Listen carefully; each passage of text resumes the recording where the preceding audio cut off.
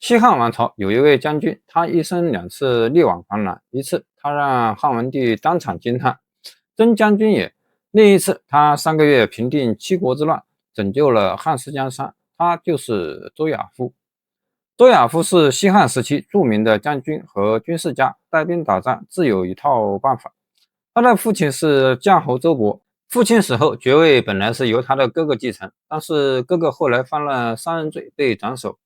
文帝很敬重周勃，不想看到周勃的后人流离失所，就让大家从周勃的儿子中推举一个德才兼备的人来继承爵位。就这样，周亚夫成了众人一致推举的对象。公元前158年，汉朝北方的领土遭到匈奴的疯狂攻占，文帝命刘礼、祝师侯和河内守周亚夫3人为将，分别率领军队驻扎在不同的地方，形成一道坚固的防线，抵御匈奴入侵。刘礼驻守巴善，祝师侯驻守蓟门，周亚夫驻守细柳（今陕西咸阳西北），然后另抽调一部分大军去前线和匈奴战斗。前方频频传来捷报，汉文帝很高兴，他吩咐军队只要把匈奴赶出边境，就可以班师回朝。部署好一切事务后，文帝决定去3队守军的阵营巡视一番。文帝首先来到刘礼驻扎在坝上的军营，还没到营门，就听到士兵们大声吆喝的声音。走近一看，才发现每个士兵穿着简单的布衣，在军营里乱哄哄地跑来跑去。等文帝的马车走到营门口时，守门的士兵一看皇帝来了，慌忙把大门打开，弯腰鞠躬，把皇家车队迎接进去。早有士兵把皇帝来了的消息告诉了将军，将军率着一众将士们齐刷刷地站在营门不远处等候着。文帝坐在马车上，命令车队绕军营一圈，然后在众将领的拥护下离开坝上的军营。接着，文帝来到驻守在蓟门的军营，情况和坝上的军营差不多。士兵们看上去没有一点纪律性和组织性，一个个闲散地分布在营中，好像根本就没有发生战争一样。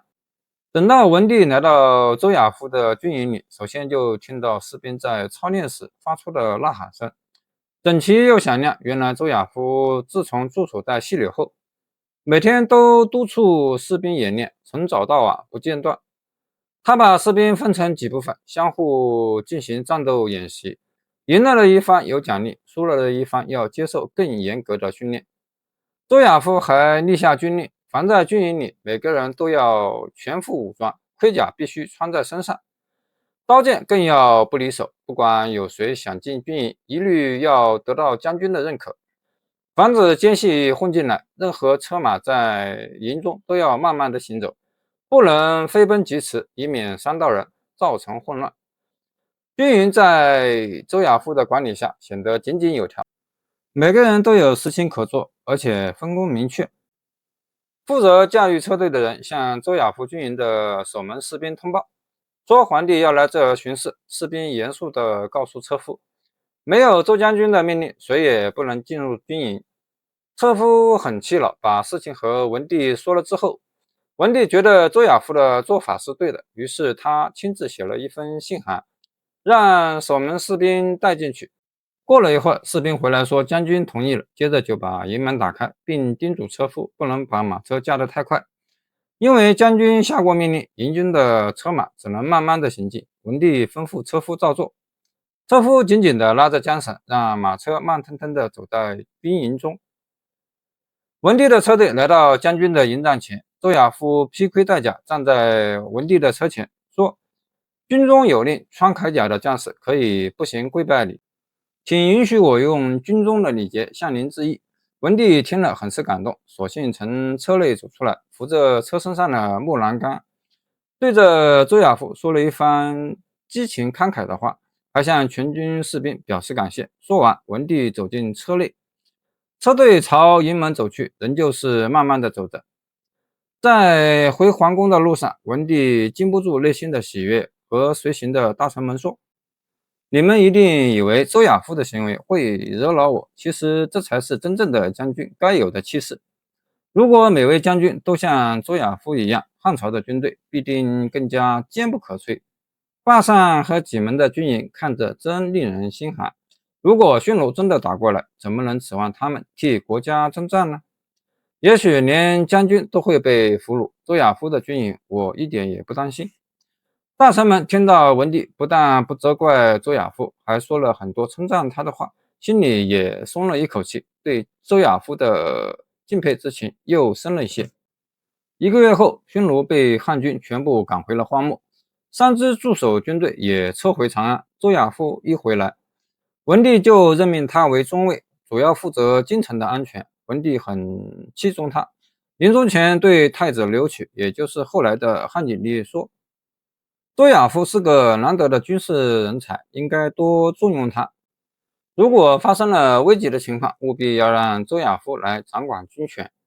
公元前154年，汉景帝继位不久，因采纳晁错削藩之策，引发诸侯不满。景帝将主张削藩的晁错腰斩，以安抚诸侯。晁错死后，汉景帝命令七国诸侯军队停止叛变。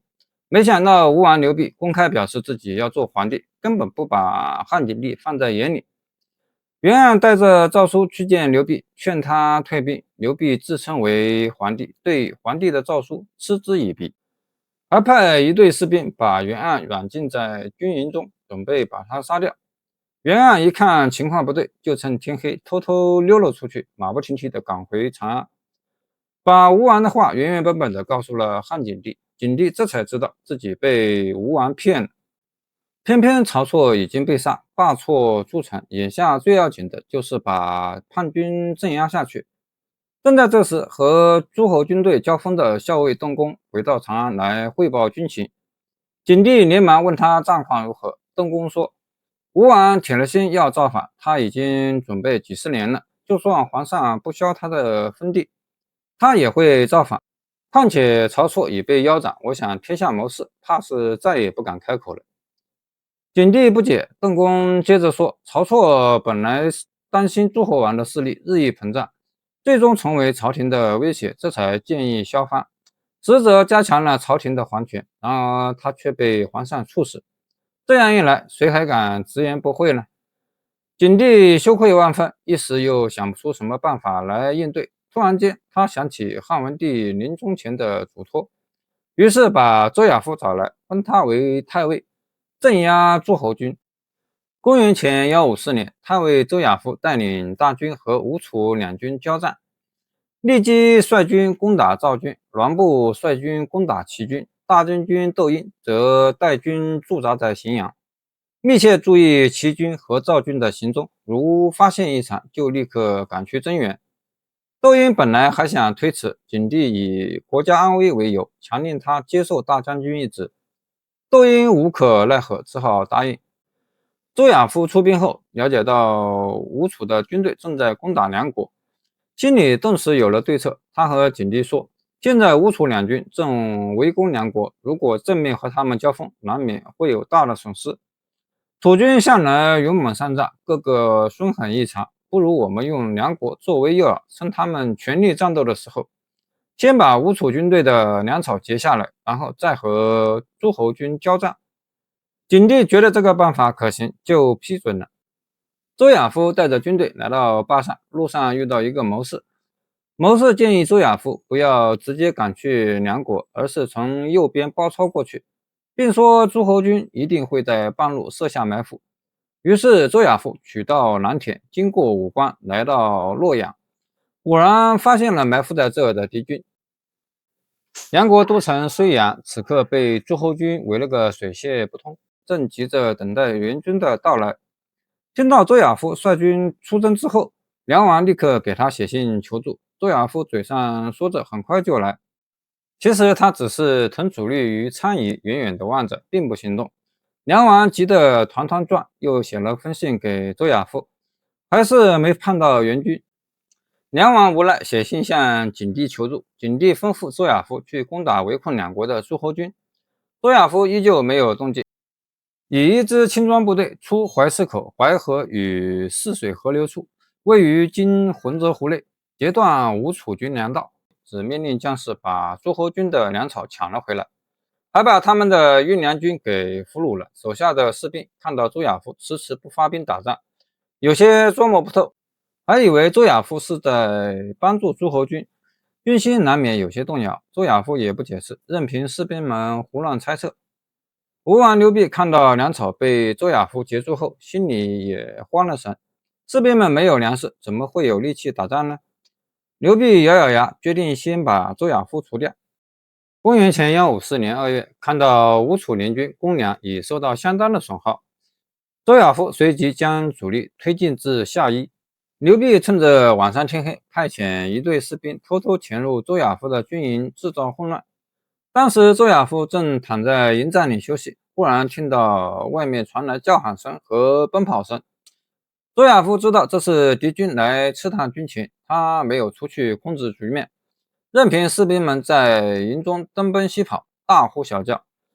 这是他使的一个小计谋，故意让诸侯军以为自己的军队纪律散漫，不堪一击，这样他们就会骄傲自大，盲目的发起进攻。那个时候，也就是他们露出破绽的时候，打败他们轻而易举。果然，没过多久，外面的声音渐渐小了，士兵们也各自回营帐休息。刘濞从回来的士兵口中得知周亚夫军营的情况后，哈哈大笑了几声，得意洋洋地宣布第二天发动进攻。第二天，诸侯军打算从东边袭击周亚夫的军营，大批士兵朝军营涌来。周亚夫细细思考了一会儿，以为刘濞是想把注意力全部引到东边，真正进攻方向应该是西边。于是周亚夫命令一小部分士兵假装在东边奋力抵抗，自己则带着大部分士兵埋伏在西边。过了一会儿，隐隐约约看到前面走来大队人马，领头人正是吴王刘濞和楚王刘武。